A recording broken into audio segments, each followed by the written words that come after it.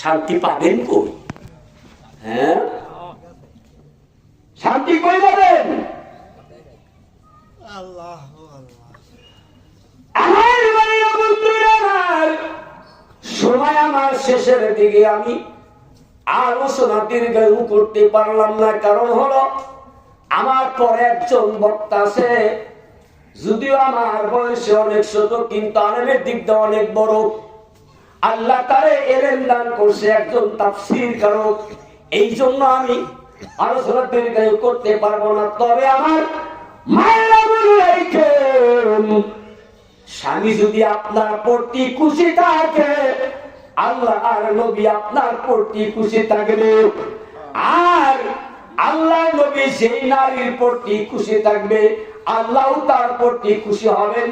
আল্লাহ তাকে দেবে জান্নাতবাসী বানাইয়া। কোন স্ত্রী মারা গেছে, স্বামী কবরের পাশে দাঁড়াইয়া দুইটা হাত তুলে দিয়েছে, আল্লাহ আমার স্ত্রী আমার কাছে খুব ভালো ছিল, আমার স্ত্রী আমার কাছে খুব উন্নত ছিল, আল্লাহ তুমি আমার স্ত্রীকে মাফ করে দাও।